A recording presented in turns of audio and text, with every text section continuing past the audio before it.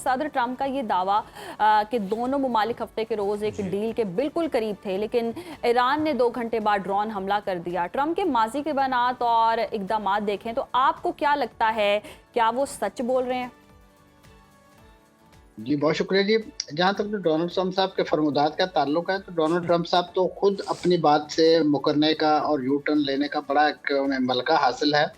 और अगर ये फर्ज भी कर लिया जाए कि ईरान ने एक ड्रोन हमला कर दिया था, लेकिन उसके नतीजे में जो नुकसान हुआ या जो गजन पहुंचाया गया किसी जहाज को, क्या उसका बदला जो है वो 140 या 400 हमले बनता है? क्योंकि ये जो गैर मुतनासिब ताकत का इस्तेमाल है, ये बुनियादी तौर पे इस पूरे कज़िये को जो है वो ख़राब कर रहा है। और इस वक्त अमेरिका और इसराइल का ये वतीरा, ये ट्रेंड बन चुका है कि वो ताकत का बेमहाबा इस्तेमाल जो है वो करने के आदी हो गए हैं, क्योंकि उन्हें गजा में जो की जाने वाली जेनोसाइड है, जो कत्लेआम है, जिसपे उन्होंने ताकत का डिसप्रपोर्शनेट यूज जो है वो किया, ये बुनियादी तौर पे एक जंगी जुर्म होता है। और खास तौर पे आपके इल्म में है कि उनके खिलाफ जो बैन अवी फौजदारी अदालत में मुकदमा भी कायम किया गया था इसराइल के, उसमें भी ये बात भी साबित थी कि अगर आपके किसी मिलिट्री टारगेट को हिट किया गया है, तो उसके जवाब में आप किसी अस्पताल को निशाना नहीं बना सकते, किसी स्कूल को निशाना है, किसी खाने के मरकज को। तो ये ट्रेंड वहां से डेवलप हुआ और आपने देखा कि बिल्कुल यही ट्रेंड आपको लबनान में दिखाई देता है कि वहां पे भी इसराइली फौज ने हॉस्पिटल, सिविल इंफ्रास्ट्रक्चर, हत्ता के जो चर्च और मसाजिद जो है उनको भी नहीं छोड़ा।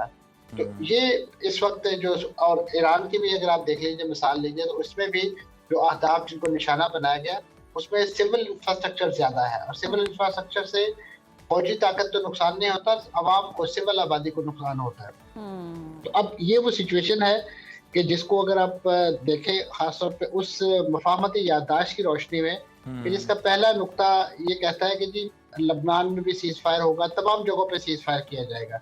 आप खुद देख सकते हैं कि इस पूरे दौरान, इस पूरे जो तकरीबन 2 हफ्ते की मुद्दत गुजरी है, इसमें एक दिन भी लबनान के अंदर सीज फायर जो है आपको दिखाई नहीं देता। तो लिहाजा अमेरिका तो खुद इस माहदे के किसी एक शिक पर भी अमल करने के लिए रवादार नहीं। फिर इसी तरीके से जो डोनाल्ड ट्रंप साहब के रोज अव्वल से बयानात अगर आप उनका जायजा लें, तो आपको अंदाजा होगा कि उनमें वो बाकायदा धमकियां देते थे ईरान को, उसी अंदाज के नताइज की धमकियां देते थे जो वो माजी में दिया करते थे। और इस माहदे की एक शिक अहम ये भी है कि आप ऐसा कंड्यूसिव एनवायरनमेंट पैदा करेंगे कि जिसमें ये माहदा जो है वो फ्लोरिश हो सके, और स्टेप बाय स्टेप जो बिल्कुल ऐसा कोई एनवायरनमेंट नजर नहीं आ रहा कि जिसमें ये मुआहदा जो है ये आगे बढ़ सके और फ्लरिश कर सके। ऐसे में मंसूर साहब, अगर हम देखें तो डोनाल्ड ट्रंप के दावों की, बातों की, हमलों की हम बात कर लें तो, लेकिन उससे हासिल उसूल जो है वो कोई बहुत ज़्यादा वो नहीं कर सके हैं अमरीकी अवाम के लिए, अमरीका के लिए। तो अमरीकी सेंट्रल कमांड ने अभी ये जो 3 दिन में 300 से ज़्यादा टारगेट हिट्स की हैं, जिनमें मिसाइल तनसीबात, ड्रोन, हैंगर शामिल हैं, इनको निशाना बनाने का जो भी दावा है, क्या अमेरिका इन हमलों के बाद देखा जाए तो वाकई ईरान की जो बहरी नाकाबंदी की सलाहियत है उसको कमज़ोर कर सका है? ये चीज़ अमेरिका हासिल कर चुका है, या फिर ईरान अब भी उसका होल्ड वहाँ पर बड़ा स्ट्रॉन्ग है और अब भी वो अमेरिका को सरप्राइज दे रहा है? यकीनन आपके सामने है सूरत हाल, क्योंकि इस वक्त उनकी पूरी कोशिश है कि आबनाए हुर्मुज़ पर ईरान का जो मुस्तकिल कंट्रोल है उसे किसी तरीके से कॉम्प्रोमाइज़ किया जाए, न्यूट्रलाइज किया जाए। उस मकसद के लिए पहली जंग के मौके पे भी, जो सीज फायर से पहले थी, उसमें भी आपने देखा कि उन्होंने ओमान को ऑन बोर्ड लेने की कोशिश की और ओमान को इस बात पे मजबूर किया कि वो नॉर्थ से साउथ वाला रूट जो है वो ओपन करे, ताकि जो इस वक्त बल्क इकट्ठा हो चुका है बड़े पैमाने पे आबनाए हुर्मुज़ के दोनों तरफ बहरी जहाज़ों का, वो वहां से गुजारा जा सके। और एक टेस्टिंग केस के तौर पे वो इस अबूरी मुद्दत को इस्तेमाल करना चाह रहे थे कि इसमें मैक्सिमम हम उसको एक्सरसाइज करके देख लें, और अगर वो रूट एक इफेक्टिव रूट बन जाता है तो आइंदा उसको सिक्योर करने के लिए जो है ओमान को किसी तरीके से ऑन बोर्ड लिया जाए। आपने देखा कि इस जंग से पहले भी और इस जंग के दौरान भी ओमान और ईरान इस मौजू पर मुज़ाकरात भी करते रहे हैं। इस बात पे तो ओमान को इत्तेफाक नहीं है कि इस पर कोई टैरिफ लगाया जाए या इस पर कोई टैक्स लगाया जाए, लेकिन वो इस बात पर जरूर एग्री करते हैं कि एक मुश्तरका कंट्रोल हो सकता है और उसमें कुछ दीगर ममालिक को भी शामिल किया जा सकता है, ताकि इस अहम गुजरगाह की सिक्योरिटी को और सलामती को जो है यकीनी बनाया जाए। लेकिन अमेरिका को इस वक्त इस आबनाए हुर्मुज़ की अहमियत का अंदाजा हो गया है।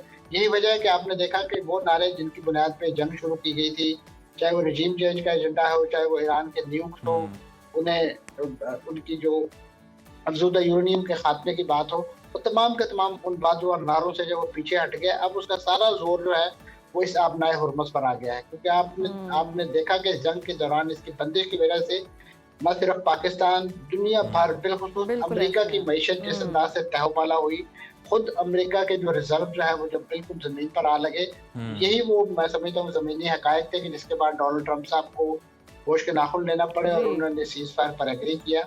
सियासी चैलेंजेस उनके लिए अलग थे, लेकिन जो इकोनॉमिक चैलेंजेस थे और खासतौर पे जो बड़ी-बड़ी उनकी कंपनियां हैं जो जी। यहाँ से माल गुजरने जी, के जी, बाद, जी। खाते गुजरने के बाद पूरा बिजनेस करती थी, ये वो एक स्टॉक मार्केट पूरा एक आपके लिए बिजनेस जो इंडस्ट्री थी, उनके जोर पर, उनके दबाव पर ये जंगबंदी पे मजबूर हुए हैं। ये कोई ईरानियों की मोहब्बत में या कोई बिल्कुल खित्ते ऐसे के ही। अमन के लिए नहीं हुए, जी, क्योंकि बिल्कुल। इनका तो बिजनेस ही जंग है और इनकी जंगी इंडस्ट्री चलती है तो अमेरिका फ्लरिश करता है और बिल्कुल अमेरिकी ऐसा। आवाम के लिए जो बिल्कुल दुरुस्त फरमाया सर आपने, इस और वाकई ऐसा होता भी है। और ये जो प्रेशर बिल्ड हुआ इकोनॉमिकली भी अगर देखें तो डोनाल्ड ट्रंप ने ये सिचुएशन देखते हुए ये जो डिसीजन लिए हैं, लेकिन उस सारी सूरत हाल के बाद भी अगर ईरान की हम बात करते हैं, ईरान ने उर्दन में अमरीकी बेस को निशाना बनाया, जिसके बाद बहरीन, यूएई और कतर के दिफाई निज़ाम मुतहरिक हुए। कतर ने तो अपनी तमाम समंदरी सरगर्मियां मुअत्तल करके ईरानी इक़दाम को खुद मुख्तारी पर हमला करार दे दिया है। क्या खलीजी ममालिक दोबारा से इस जंग का ईंधन बनने जा रहे हैं, कुछ पार्ट बन सकते हैं इस चीज़ का?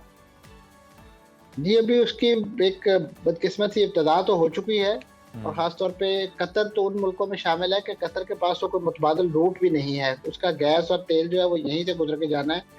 उसके मुकाबले में अगर आप यूएई की बात करें तो उनके पास एक फुजैरा की मुतबादल पाइपलाइन जी। मौजूद है, लेकिन उससे वो बल्क जो है ट्रांसपोर्ट नहीं हो सकता जो यहाँ से होकर जाता है। इसी तरीके से सऊदी अरब ने अपनी जो यम्बू की एक मुतबादल पाइपलाइन है उसको एक्टिवेट करके अपना जो बहरा अहमर के जरिए तरसील का एक निज़ाम बनाने की कोशिश की है, लेकिन उसका हजम भी बहुत कम है और बड़ा कॉस्ट यानी उसमें कॉस्ट आती है उसको सारे को मैनेज सही। करने में, और सिक्योरिटी वहाँ पे भी इन्वॉल्व है। और आपने देखा कि इस जंग के दिनों में ही जो ईरानी पासदारान इनकलाब के एक रहनुमा है, उनका जहाज जो है वो यमन में उतरा है और जी। उस चीज़ को बहुत अहमियत दी जा रही है कि कहीं इस वक्त जो यमन के हूसी बागी हैं उनके साथ इस नौइयत की तालमेल तो नहीं की जा रही कि वहाँ जो एक गुजरगाह है बाबुल बाबुल मंदब मंदिर नामी, जी। उसको उससे बहरा अमर के अंदर जो है वो बंद करने की कोई प्लानिंग ना हो रही हो, क्योंकि अगर यहाँ से ये रूट बंद होता है तो एक मुतबादल रूट उसको भी इस्तेमाल करने की बात। बिल्कुल। तो इसलिए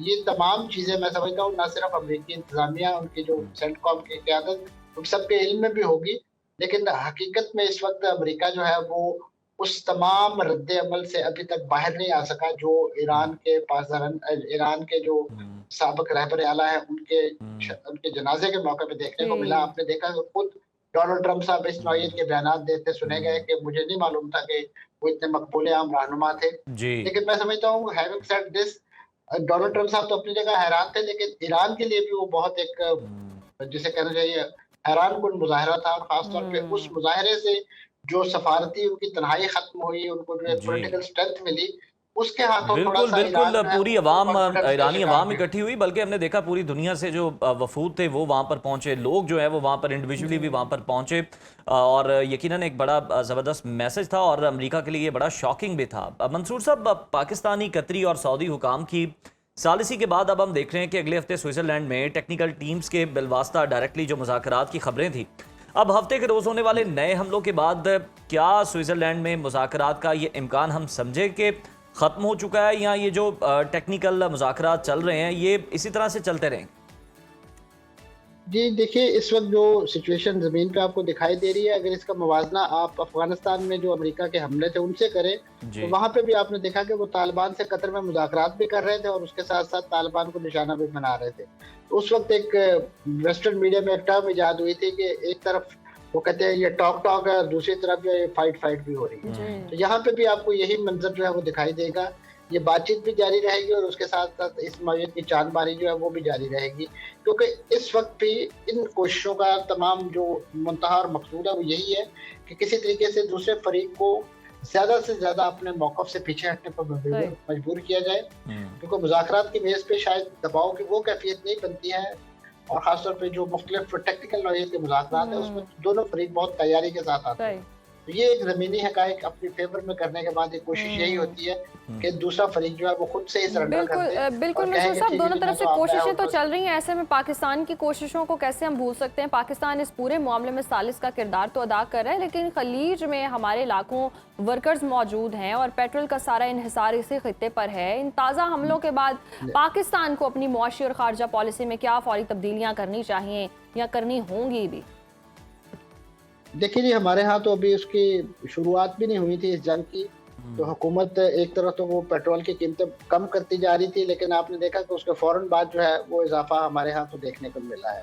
सही। क्योंकि हम लोग जो है वो बुनियादी तौर पे खाम तेल नहीं खरीदते, हम तो एक जो तैयार शुदा तेल या पेट्रोल वगैरह खरीदते हैं, वो दुनिया में अभी भी महंगा है। जी। ऐसी सारी सूरत हाल के पेश नज़र मैं समझता हूँ कि पाकिस्तान की हुकूमत यकीनन अलर्ट है और वो न सिर्फ इन स्टेक होल्डर के साथ जिनके साथ वो सालिसी का फरीजा सर अंजाम दे रहे हैं उन्हें इंगेज कर रहे हैं, उनके लिए उनको इस बात पर बावर करवाने की कोशिश कर रहे हैं कि इस जंगी मैदान को, जंगी अलाव को दोबारा ना दहकाया जाए, क्योंकि इसकी हिद्दत जो है वो दुनिया को बहुत बुरी तरह मुतासर कर सकती है। अभी तो पुराने शौक से दुनिया बाहर नहीं आ सकती है, तो पूरा एक नया सदमा जो है वो बर्दाश्त करने की, ये झटका बर्दाश्त, और बिलखुसूस तो अमेरिका और इसराइल दोनों के अंदर एक सियासी तब्दीली का अमल भी आपके सामने है।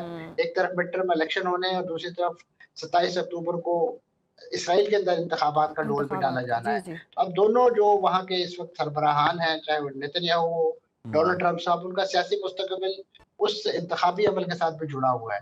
तो यकीनन वो उसी वक्त मुमकिन होगा कि जब जमीन पे वो अपने अवाम को कोई ऐसी विक्ट्री दिखा सकेंगे कि जिसको वो बिल्कुल बताएं अवाम कि के लिए देखिए, फतह हमने जो है वो आपको टैक्स पे नेतन्याहू को भी चाहिए, डोनाल्ड ट्रंप को भी चाहिए। बहुत शुक्रिया मंसूर जाफर साहब आपके वक्त का।